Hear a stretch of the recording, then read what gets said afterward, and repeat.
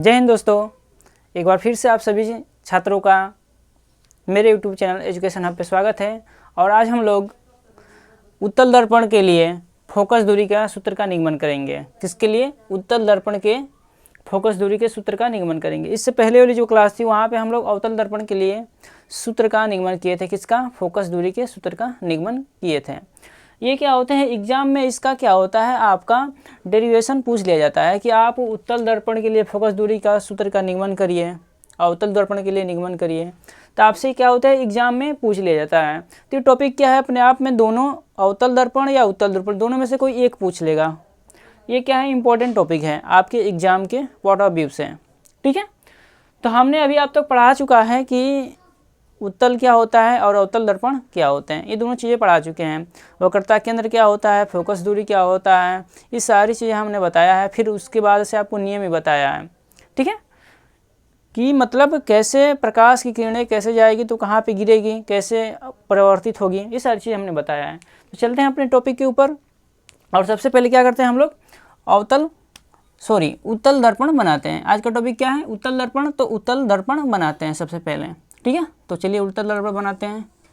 ये हमने क्या किया, एक उत्तल दर्पण बनाया। ठीक है, क्या बनाया, एक उत्तल दर्पण पहले बना लेते हैं हम लोग। ठीक है, ये क्या आपका है, एक उत्तल दर्पण। तो उत्तल दर्पण में क्या होता है, परिवर्तन कहाँ से होता है, तो उठे हुए भाग से होता है ना, और दबा हुआ भाग क्या होता है, तो पालिश क्या होता है। तो हमने क्या किया, दबे हुए भाग को पालिश कर दिया। क्लियर इतनी बातें। अब क्या करेंगे, इस बिंदु से ये आपका मान लो क्या है, फोकस या मुख्य, क्या बोल सकते हैं इसे, ध्रुव बोलते हैं। क्या बोलते हैं, पोल बोलते हैं या ध्रुव बोलते हैं।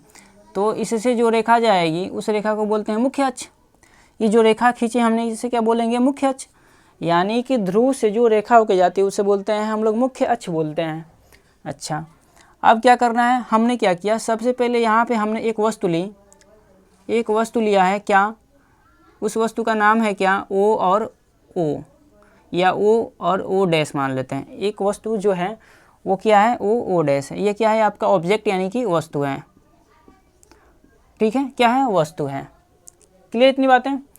आपको पता है कि जब मुख्य अक्ष के समांतर अगर जो प्रकाश की किरणें जाती है, मुख्य अक्ष के समांतर जो प्रकाश की किरणें जाएगी वो कहाँ से निकलेगी, तो मुख्य फोकस से होकर निकलेगी। इतना क्लियर है।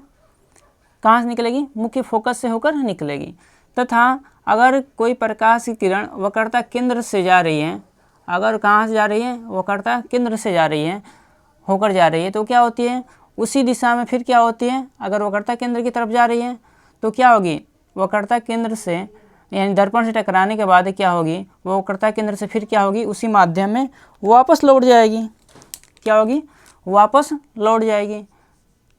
देखिए ये ब्लू कलर क्या दर्शा रहा है कि जो प्रकाश की किरण है वो जैसे ही दर्पण से टकराई तो क्या हुई, वक्रता केंद्र से होकर गई, लेकिन क्या हुआ, उससे टकराने के बाद क्या होगी, फिर वापस अपने उसी मार्ग में लौट गई। क्लियर इतनी बातें। ये हमने क्या है, आपको नियम पढ़ा चुका है। ये नियम आप लोग क्या करेंगे, जो नहीं पढ़े हैं वो नियम जाके देखेंगे। और ये क्या है, वास्तव में यहाँ पे आती नहीं है, क्या होती, आती हुई प्रतीत होती है। ठीक है, तभी हम इसको थोड़ा इरेज करेंगे।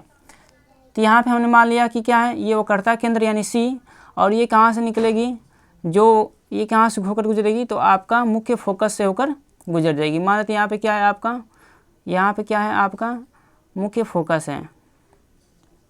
ये क्या है आपका मुख्य फोकस यानी एफ। ये क्या करता, केंद्र यानी कि सी। क्लियर इतनी बातें। ठीक, अब हम लोग क्या करते हैं, वस्तु यहाँ पे है और आपको पता है कि जो वस्तु से जब प्रकाश की किरणें जाती हैं और जिस बिंदु पे आपस में एक दूसरे को काटती हैं, उस बिंदु पे ही क्या बनता है, वस्तु का प्रतिबिंब बनता है। क्या बनेगा, वस्तु का प्रतिबिंब बनेगा। तो हम बात करें, ये वस्तु यहाँ पे है, ये दोनों प्रकाश की किरणें कहाँ काट रही है, तो यहाँ पे काट रही हैं। कहाँ काट रही हैं, यहाँ पे काट रही हैं। हमको क्या करना है, ये जो है आपको इसको थोड़ा और हम सही बनाते हैं, क्योंकि आपको फिगर थोड़ा सही से समझ में आ जाए, अन्यथा त्रिभुज बन नहीं पाएगा सही से, तो आपको छोटा बनेगा और विजिबल नहीं हो पाएगा। तो हमने क्या किया, इसे यहाँ पे काटा और इसे थोड़ा हम ऐसे लेकर गए। इसको और ले लो, थोड़ा सा टिल्ट कर लो। तो ये यहाँ पे ऐसे काट लेते हैं, इसको यहाँ पर कर लेते हैं, अब सही है, जिससे क्या हो जाए कि विजिबल हो जाए आपको, ठीक है ना, विजिबल हो जाए। देखिए ये यहाँ से होकर जाएगी ये, और ये बिंदु क्या है आपका फोकस है, क्या है ये बिंदु जो है वो आपका फोकस है, और ये क्या है आपका वक्रता केंद्र है। क्लियर इतनी बातें। देखिए हमने क्या किया, डायग्राम वही था, फिर हमने थोड़ा सा बड़ा बनाया कि इस त्रिभुज का काम है हमको, इस त्रिभुज का, ये जो त्रिभुज है इस त्रिभुज का काम है, ठीक है, इस त्रिभुज का काम है। हम इसे क्या कर दे रहे हैं और थोड़ा कलर कर देते हैं, जैसे समझ में आए कि हाँ यहाँ पे एक त्रिभुज है। इस त्रिभुज का नाम क्या है, ये प्रतिबिंब है, और इस प्रतिबिंब को हम किससे दर्शा रहे हैं, आई और आई डैश से। किससे, आई और आई डैश से। ये जो है ना ये प्रतिबिंब की क्या है, लंबाई है, ये वस्तु की लंबाई है, और ये क्या है प्रतिबिंब की लंबाई है। यहाँ दोनों प्रकार से किरणें एक दूसरे को काटी हैं, किस बिंदु पे, तो आपको आई डैश बिंदु पे काटी हैं, और ये क्या बन रहा है, आई और आई डैश क्या है, वस्तु का क्या है, प्रतिबिंब है, ठीक है। और ये क्या है आपकी, यहाँ पे इस बिंदु पे क्या है आपका वक्रता केंद्र ये है, और ये बिंदु जो है आपका क्या है, फोकस है। क्लियर इतनी बातें, ठीक। आपको एक बात और याद रखनी है कि जो उत्तल दर्पण में होता है वो प्रतिबिंब कहाँ बनता है, तो दर्पण के पीछे बनता है, बनता हुआ प्रतीत होता है। तो इसलिए हमने क्या किया, इसे बनता हुआ प्रतीत करने के लिए इसे लाइन को क्या कर दिया हमने, डैश डैश कर दिया, ठीक है, डैश डैश करके रख दिया। क्लियर इतनी बातें। अच्छा यहाँ से हमने क्या किया, इस पर एक लंब डालेंगे ऐसे, और लंब डालने के बाद इसे हमने क्या मान लिया, इसे मान लेते हैं हम x और इसे मान लेते हैं y, और ये अपना आपका दर्पण का द्वारक m1 और दर्पण का द्वारक क्या है, m2 है। क्लियर इतनी बातें। अब हमारा फिगर क्या है, बन चुका है, रेडी हो चुका है। अब हम लोग क्या करना है, डेरिवेशन करना है। डेरिवेशन करने के लिए आपको क्या क्या चाहिए, तो पहले इसके बारे में कुछ लिखना पड़ेगा आपको। तो क्या लिखेंगे आप, पहले हम लिखते हैं कि माना, क्या लिखते हैं, माना वस्तु की लंबाई बराबर क्या है, तो ओ डैश, और प्रतिबिंब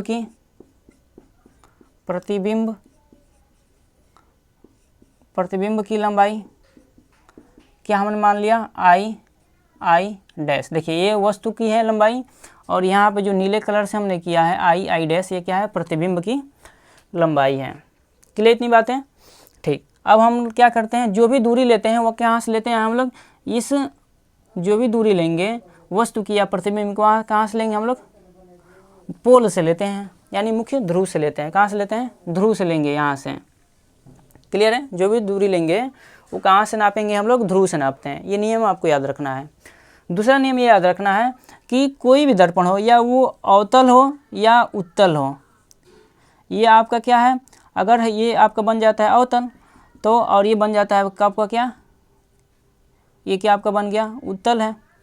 तो दोनों में दूरी नापने का एक नियम है चिन्ह परिपाटी का, कि दर्पण के सामने दर्पण के परावर्तक तल, ये अवतल दर्पण है, दर्पण के परावर्तक तल ये है। तो इस तरह अगर वस्तु है तो जो भी वस्तु की जो भी दूरी लेंगे, या जो भी लंबाई हम लोग लेंगे, जो भी दूरी लेंगे दर्पण के सामने, वो क्या होंगे, निगेटिव होगा। और दर्पण के पीछे, इसके पीछे जो भी दूरी लेंगे वो क्या लेंगे, हम प्लस में लेंगे। ऐसा ही नियम कहाँ लगेगा, यहाँ भी लगेगा। दर्पण का सामने कौन है, तो दर्पण के सामने ये है वस्तु, और दर्पण के पीछे ये है, यानी परावर्तक तल ये है, तो इसलिए दर्पण है, यानी इसके आगे का जो भी दूरी यहाँ से लेंगे हम उसे क्या लेंगे, हम लोग निगेटिव लेंगे। और दर्पण के पीछे की जो भी दूरी होगा उसे हम किस में लेंगे, प्लस में लेंगे। किस में लेंगे, पॉजिटिव, और इधर क्या लेंगे, निगेटिव। क्लियर इतनी बातें। अपने माइंड में बस इतनी चीज़ याद रखना है कि दर्पण के सामने जो भी दूरी लेना है वो माइनस में लेना है, दर्पण के पीछे प्लस में लेना है। क्लियर इतनी बातें। ऐसा ही अवतल दर्पण में हमने आपको बताया था कि अवतल दर्पण की सारी दूरियां और वस्तु का प्रतिबिंब भी दर्पण के सामने बन रहा था, इसलिए सारी की सारी दूरियां वहाँ पे निगेटिव थी। लेकिन उत्तल दर्पण में क्या है, इसका जो फिगर का, यानी इस वस्तु का जो प्रतिबिंब होता है, इमेज होता है, वो पीछे बनता है। इसलिए इसकी जितनी भी हम लोग दूरी लेंगे दर्पण के पीछे वो पॉजिटिव लेंगे, और इसके आगे क्या लेंगे, निगेटिव लेंगे। इतना क्लियर है। तो हम लोग क्या करते हैं, अब चलते हैं आगे। ठीक है, देखिए माना वस्तु की लंबाई ओ डैश, प्रतिबिंब की लंबाई आई डैश। अब हम लेते हैं कि वस्तु की जो दूरी है किस में लेंगे हम लोग, वस्तु की दूरी को किस में लेंगे हम लोग, यू से लेंगे। किससे लेंगे, यू से। जैसे अगर बोले तो वस्तु ये है, ये वस्तु है, कहाँ से, पी से ओ, पी से ओ लेना है। और वस्तु की दूरी कितनी है तो आपको क्या ले लोगे, पी ओ। क्या ले लेते हैं, वस्तु की दूरी यही है ना वस्तु, और जो भी दूरी नापेंगे वो ध्रुव से नापेंगे, पी से, तो पी से ओ। वस्तु की दूरी पी बराबर पी ओ बराबर क्या हो जाएगा, दूरी को हम किससे दर्शाते हैं, यू से दर्शाते हैं। लेकिन ये वस्तु जो है दर्पण के सामने, इसलिए चिन्ह क्या होगा, माइनस होगा। क्लियर इतनी बातें। अब लेते हैं हम क्या, वस्तु की दूरी होगी। अब ले लेते हैं हम लोग क्या, प्रतिबिंब की दूरी। क्या लेते हैं, प्रतिबिंब की दूरी।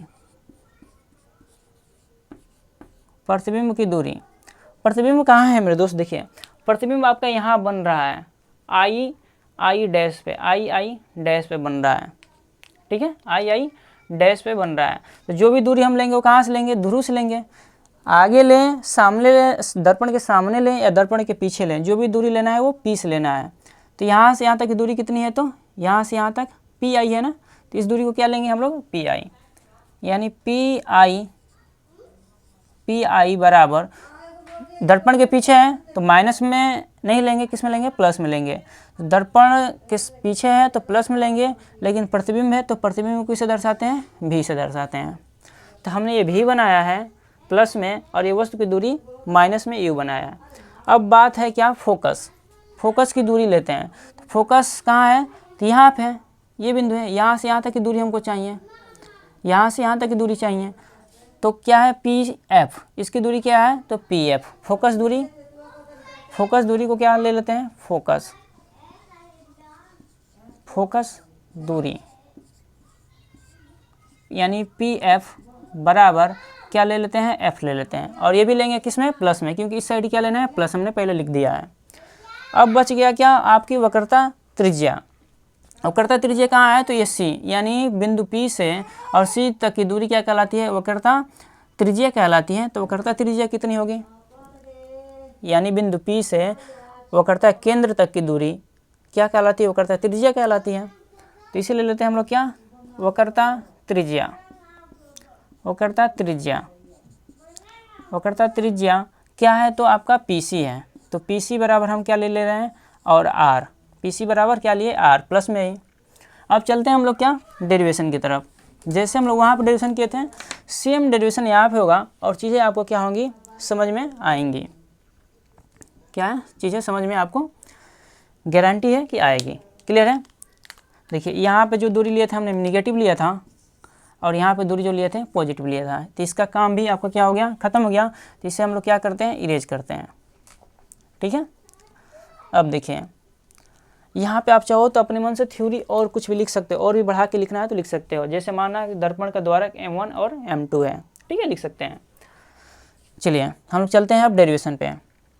तो देखिए यहाँ पे, देखिए यहाँ से इस बिंदु से देखिए ऐसे और ऐसे, इसको मिलाते जाएं यहाँ तक, तो ये एक त्रिभुज बन जाएगा, ओ डैश सी, एक त्रिभुज बनेगा ना, ओ डैश, और ऐसे गया है कहाँ तक, सी तक। तो क्या बन जाएगा, ऐसा त्रिभुज बनेगा, ओ डैश और सी, एक त्रिभुज बन रहा है ना ऐसे, ओ डैश सी।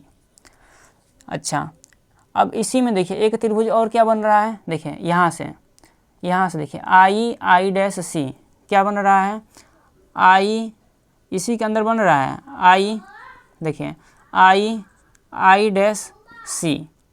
देखिए ये बड़ा सा त्रिभुज को हमने ऐसे छोटे से त्रिभुज में कन्वर्ट किया है, बड़े से त्रिभुज को छोटे से त्रिभुज में कन्वर्ट कर दिया है। यहाँ पर क्या है, ओ डैश है, ओ डैश सी एक बड़ा त्रिभुज है, और इसी त्रिभुज के अंदर क्या है, आई डैश सी है। क्लियर इतनी बातें। अब हम आपको समझाते हैं समरूप त्रिभुज का कंसेप्ट, और हमने बता भी चुका है, और आप लोग कक्षा 10 में पढ़े होंगे त्रिभुज में। त्रिभुज समरूप कब होता है, जब उनकी दो कोण या भुजाएं क्या हो, बराबर हो जाएं। जैसे ये कोण और ये कोण दोनों क्या है, 90 डिग्री है, और ये कोण सी क्या है, दोनों में क्या उभयनिष्ठ है। कोण सी क्या है, दोनों में उभयनिष्ठ है। कोण ओ और कोण आई क्या है, इन दोनों त्रिभुज में क्या है, समकोण है। इसलिए त्रिभुज क्या हुआ, O dash I dash C. यानी कहने का मतलब है कि त्रिभुज ओ डैश और सी तथा त्रिभुज आई डैश सी क्या है, तो समरूप है। क्या है, समरूप है। और जब समरूप हैं तो समरूप होती हैं तो इनकी भुजाओं का अनुपात क्या होता है, बराबर होता है। तो इनकी भुजाओं का अनुपात लेते हैं ओ डैश, ओ डैश बटे में इसका भुजा ये है आई डैश। देखिए जो बच्चे समरूप त्रिभुज के कंसेप्ट पढ़े हैं 10 में, उनके लिए कुछ नहीं है। ओ डैश और इस त्रिभुज का आई डैश, यानी लंब ले रहे हैं तो इसका भी लंब ले लेते हैं आई डैश बराबर में। अब क्या करेंगे, हम इसकी दूरी लेंगे, यानी ओ सी और बटे में आई सी। क्या लेंगे, ओ सी और बटे में आई सी बराबर में ओ सी और बटे में आई सी। क्लियर इतनी बातें, ठीक। इसे समीकरण क्या मान लेते हैं, 1 मान लेते हैं। इसे समीकरण 1 मान लिया। कौन सा त्रिभुज लिया था, ये वाला त्रिभुज लिया था। देखिए फिर इसको हम क्या कर रहे हैं, थोड़ा ड्रॉ कर रहे हैं। ये त्रिभुज लिया था, ये वाला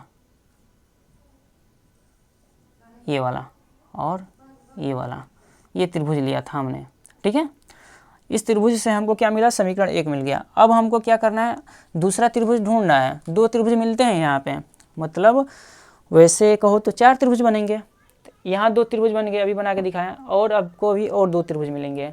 वो कहाँ मिलेगा, देखिए यहाँ पे x, ये x है और ये क्या है आपका y है। ये x और y, x y की जो दूरी है वो o डैश, o और o डैश के बराबर है, क्योंकि समांतर है। और जब कोई 2 समांतर रेखाएं जाती हैं तो क्या करती हैं, समान दूरी पर जाती हैं। तो o डैश और x y क्या है, समांतर है, तो इनकी दूरी भी क्या होगी, बराबर होगी। पहला हमको किस त्रिभुज में काम करना है, देखिए किस त्रिभुज में काम करना है हमको, ये एक्स वाई एफ त्रिभुज में काम करना है। देखिए हम बना रहे हैं एक्स वाई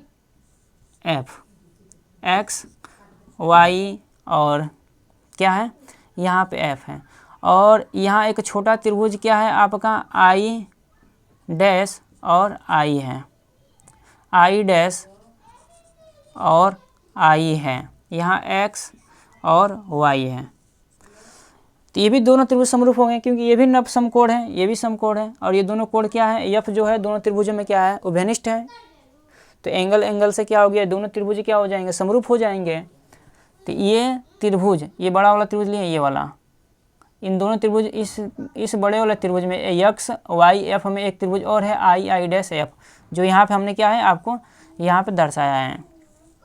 क्लियर है ना। तब इसके लिए काम करेंगे। जब इसके लिए काम करेंगे तो आपको क्या लिखना होगा, त्रिभुज क्या लिखेंगे, एक्स वाई एफ तथा आपको लिखना होगा I dash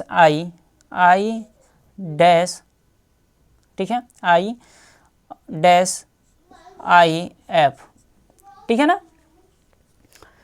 I dash I F. एक त्रिभुज लिए एक्स वाई एफ, दूसरा त्रिभुज आई डैश आई एफ। क्या है, ये भी क्या है आपका समरूप है, क्या है आपका, क्या है, समरूप है। तो यहाँ पे भी क्या होगा, ये भी समरूप होगा। और जब समरूप होगा तो क्या होगी, इनकी भुजा का ये लंब और ये वाला भुजा क्या होगा, समान अनुपात में इसको भी बटाएंगे, बराबर करेंगे, यानी एक्स वाई और बटा में क्या हो जाएगा, आई डैश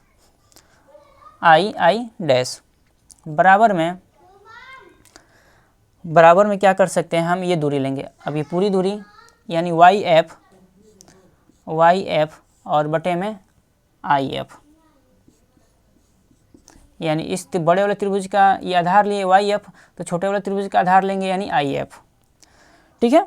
लेकिन आपको एक्स वाई जो है ओ डैश के बराबर है। तो हम इसके अगर नीचे लिखें या इसके आगे हम लिखें, यहाँ पे इसी के आगे, तो हम एक्स वाई की जगह क्या लिख सकते हैं, ओ डैश और बटे में आई डैश। कैसे लिखेंगे, क्योंकि ये जो दूरी है इस दूरी के क्या है, बराबर है, इसलिए बराबर में वाई एफ है। देखिए ये वाई एफ है, यहाँ से लेकर यहाँ तक की दूरी है, यहाँ तक दूरी है। अच्छा, हम इस दूरी को अगर यहाँ पर दिखाएं आपको ऐसे, तो ये बिंदु P है और यहाँ से ये दूरी एफ है, एफ है, क्या है, एफ है। देखिए ये पी है और ये एफ है, और यहाँ पे एक बिंदु है जो वाई है। तो ये जो दूरी है, हम इस दूरी को अब किस में कन्वर्ट करने वाले हैं, पी एफ में कन्वर्ट करने वाले हैं। किस में, पी क्या है आपका, ये दूरी वाई एफ है ना, ये वाई एफ है। तो इस दूरी को किस में कन्वर्ट करने वाले, पी एफ में। क्यों कन्वर्ट करेंगे, ये जो थोड़ी सी दूरी है ना, इस बड़ी दूरी के बराबर मुकाबले में क्या है, बहुत कम दूरी है, इसलिए हम इस दूरी को क्या कर रहे हैं, निगलेक्ट कर रहे हैं। क्या कर रहे हैं, इस बड़ी दूरी के मुकाबले में ये छोटी दूरी क्या है, बहुत कम है, इसलिए हम इस दूरी को क्या कर सकते हैं, नगण्य मान सकते हैं। और नगण्य मानने का मतलब क्या है, वाई एफ ना लिखने की वजह से क्या लिखेंगे, पी एफ लिखेंगे। क्यों लिखेंगे, क्योंकि जो भी दूरी लेना है हमको ना, वो ध्रुव से लेना है, इसलिए हम क्या कर रहे हैं, पी एफ मान के चल रहे हैं। ठीक है, क्योंकि जो ये थोड़ी सी दूरी है, दूरी क्या है, बहुत थोड़ा है इस बड़ी दूरी के मुकाबले में, इसलिए इसको क्या कर रहे हैं, निगलेक्ट कर रहे हैं। तो क्या कर रहे हैं हम, वाई एफ के जवाब क्या लिखेंगे, पी एफ लिखेंगे। क्या लिखेंगे, पी एफ लिख दिए। क्लियर इतनी बातें। बटा में ये दोनों जगह वाई एफ हो गया है जी, ये कैसे हो गया। यहाँ बड़े वाले त्रिभुज में हमने क्या लिखा, वाई एफ लिखा, तो छोटे वाले त्रिभुज में आई एफ लिखना था ना, मिस्टेक हो गया, सॉरी। ठीक है, क्या है, आई एफ। क्लियर है ना। यहाँ पे क्या लिखना है, देखिए बड़े वाले त्रिभुज के लिए या लिए थे लंब एक्स वाई, इसका लंब लिए थे तो आई आई डैश, इसका जब आधार लेंगे तो वाई एफ, और इसका जब हम लोग आधार लेंगे तो क्या हो जाएगा, आई एफ हो जाएगा। अब क्लियर है, ठीक है। तो पी एफ और बटे में क्या लिखना है हमको, आई एफ, तो आई एफ क्या कर लो, यहाँ पे लिख दो। ठीक है, अब क्या कर लेना है, अब आपको यहाँ पे दर्शा देना है एक बार, चूँकि क्या हम लोग चेंज किए हैं, तो एक चेंज किए हैं हम लोग, क्या, आई वाई एफ के जगह पे वाई एफ बराबर क्या लिखे हैं हम, वाई एफ के बराबर क्या लिखे हैं, तो वाई एफ के बराबर लिखे हैं हम लोग क्या, पी एफ। ठीक है ना, ये लिखे हैं, और एक एक्स वाई की जगह पे ओ डैश लिखे हैं, क्योंकि ये दोनों क्या है, एक दूसरे के बराबर होंगे। अब आगे चलते हैं हम लोग, अब आगे हम लोग चलते हैं। देखिए हम क्या कर रहे हैं, इस चीज़ को पहले इसको ऐसे कर दे रहे हैं। अब यहाँ हम लोग हल करेंगे बाकी चीज़ों को, और इसको क्या मान लो आप, समीकरण 2 मान लो, समीकरण 1 और समीकरण 2। देखो यहाँ भी ओ डैश, ओ डैश और आई डैश हैं, यहाँ पे भी ओ डैश और आई डैश है, ये दोनों एक दूसरे के बराबर हो जाएंगे। तो लिख देना यहाँ पे क्या है, समीकरण 1 व समीकरण 2 से, समीकरण 1 व 2 से क्या हो जाएगा, ये ओ सी बटे में आई सी बराबर में पी एफ बटे में क्या हो जाएगा, आई एफ हो जाएगा। अच्छा, जैसे ये हमने लिखा ना, तो अब आपको क्या करना है, अब सारी जितनी दूरियां हैं ना, उस दूरी किस में ले लो, ध्रुव से। देखो ध्रुव से है, ओ सी ध्रुव से है, ओ सी, ये ध्रुव से नहीं है, यहाँ से लेकर यहाँ तक की पूरी दूरी है, इसको क्या करो, ध्रुव में कन्वर्ट करो, यानी पी होना चाहिए, इन सभी में पी दिखाई देना चाहिए, यानी जो भी दूरी हो उसे पी में। तो क्या हम ओ सी, इस यहाँ से यहाँ तक दूरी को हम क्या, पी ओ और प्लस में पी सी लिख सकते हैं ना, पी ओ और प्लस में पी सी लिख सकते हैं, तो लिख देते हैं यहाँ पे पी ओ प्लस में पी सी। अब बच गया आई सी, अब बना है आई सी, बचा है आई सी कहाँ है, ये है, यहाँ तक की दूरी है, यहाँ से लेकर यहाँ तक की दूरी है। अब हमको जो भी दूरी लेना है वो पी से लेना है, तो हम क्या लिख सकते हैं, पी सी में से आई एफ पी सी में से पी आई क्या कर देना है, आपको घटा देना है। क्या करना है, आई सी चाहिए आपको, तो ये यहाँ से देखिए ये ध्रुव है और यहाँ तक की दूरी है, और यहाँ पूरी में पूरी दूरी कितनी है, पी सी, और इतनी दूरी दी है आई सी। तो आई सी के लिए आपको क्या लिख सकते हैं, आई सी की जगह पे हम लिख सकते हैं पी सी माइनस में पी आई, क्या लिखेंगे, पी आई, क्या लिखेंगे, पी आई। क्लियर इतनी बात है ना, ठीक। अब क्या करेंगे, पी एफ, तो पी एफ देखिए ध्रुव से है कि नहीं, तो यहाँ से यहाँ तक है, यहाँ पहले ऑलरेडी ध्रुव से है, तो इसको चेंज करने की ज़रूरत नहीं है। आई एफ कहाँ है, आई एफ ये दूरी है, कौन सी दूरी है, देखिए कौन सी दूरी है, तो ये दूरी है, बस इतना छोटू सी दूरी है, ये दूरी है आई एफ। इस दूरी को लिखने के लिए क्या करो, पी से एफ तक की दूरी लो पहले, पी से एफ तक दूरी में से क्या घटा दो, ये पूरी दूरी घटा दो। यहाँ तक क्या करो, देखो पहले यहाँ से दूरी तक ले लो, पहले पहुँच जाओ उसके जड़ तक। यहाँ पे है आई एफ, एफ कहाँ पे है, ये लास्ट बिंदु ये है। आप ये पूरी दूरी ले लो और पूरी दूरी में से कितनी दूरी घटा दो, पी आई घटा दो। तो पी एफ में से कितना घटाना है हमको, ये दूरी घटाना है पी आई वाला, यानी यहाँ से लेकर यहाँ तक ये दूरी घटा देना है, ये काट देना है, तो बच जाएगा ये, तो पी एफ माइनस पी आई। इतना जैसे ही आपको जहाँ जहाँ पी दिख गया, जैसे ही सब में अगर पी दिख गया तो हमारा क्या है, सही है, और हमको मान पुट आउट करना है जो हमने माना है।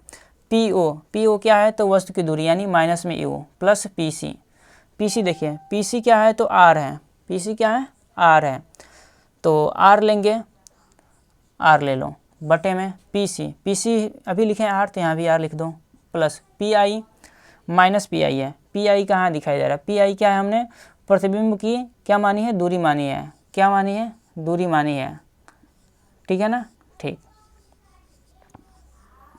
दूरी मानी है। तो यहाँ क्या लिख सकते हैं, माइनस में है ना, तो माइनस लिखेंगे, क्या, भी, पी आई बराबर क्या लिखेंगे, माइनस भी, बराबर पी एफ देखिए ये है, पी एफ बराबर क्या लिखना है, एफ लिखना है, पी एफ यहाँ भी नीचे है तो फिर यहाँ पे भी एफ लिख दो, माइनस पी आई क्या है, तो भी है, और यहाँ पहले से माइनस है। इसको और हल कर लेते हैं। अब हम क्या करें, इसका डायरेक्ट क्या करते हैं, तिर्यक गुणा कर लेते हैं। क्या कर लेते हैं, तिर्यक गुणा कर लेते हैं। तिर्यक गुणा करिए, इसके इसमें गुणा करेंगे तो एफ का गुणा करेंगे तो क्या हो जाएगा, माइनस में यू एफ बराबर में यू एफ, और माइनस यू एफ यहाँ गुणा करिए तो फिर एफ के यहाँ गुणा कर लो, या आप क्या कर लो, अभी आर के जगह पे क्या कर लो, फोकस में चेंज कर लो, ठीक है, यहीं पे चेंज कर लो, यानी माइनस यू और प्लस में 2f। आपको पता है ना कि यहाँ तिर्यक गुणा मत करो, आपको पता है ना कि जो r होता है, जो कि r होता है वो क्या होता है, 2f के बराबर होता है, यानी वक्रता त्रिज्या जो होती है वो फोकस की क्या होती है, दोगुनी होती है, इसलिए r बराबर 2f लिख दिए, बटा में यहाँ पे भी 2f लिख दो, माइनस भी बराबर यहाँ पे f है, कोई दिक्कत नहीं, f माइनस भी। ऐसे जैसे ही हो जाए आप क्या कर लेना है, अब तिर्यक गुणा कर लेना है।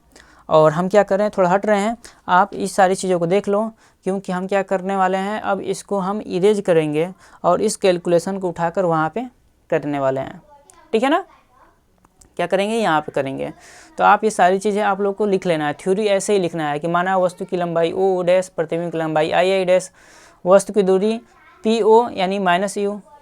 ये सारी चीज़ें यहाँ से देख के आपको लिखना है, ये रटना नहीं है, माइंड में चीज़ों को समझना। जैसे हमने देख देख के लिखी है ना, फिगर को ड्रा करके, वैसे आपको लिखना है। प्रतिबिंब की दूरी पी आई बराबर भी, फोकस दूरी पी एफ बराबर एफ, वक्रता त्रिज्या पी सी बराबर हमने आर माना। ऐसे जैसे आपको आ जाए इतना, तो आप क्या कर लेना है, इसको इरेज कर दे रहे हैं हम, और उसको अब उठाकर यहाँ पे हल करना शुरू कर रहे हैं। डायरेक्ट यहाँ से गुणा कर रहे हैं और यहाँ पर रखेंगे, इसका यहाँ गुणा करेंगे तो माइनस में क्या हो जाएगा, माइनस में यू एफ, माइनस में यू एफ, और गुणा करेंगे तो प्लस 2f स्क्वायर। गुणा करते हैं इसका, देखिए माइनस यू एफ और प्लस में 2f स्क्वायर।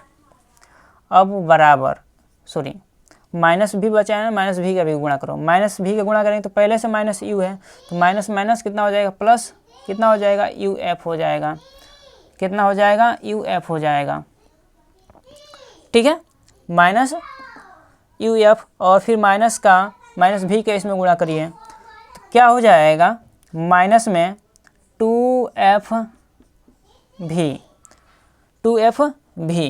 क्लियर इतनी बातें, बराबर। अब हम क्या करते हैं, इसको भी इरेज करते हैं, क्योंकि इसकी भी आवश्यकता अब है नहीं, जो हमकी आवश्यकता थी यहाँ से थी, इससे हम लोग ले लेंगे, जिससे आपको चीज़ें क्लियर विजिबल हो जाएं।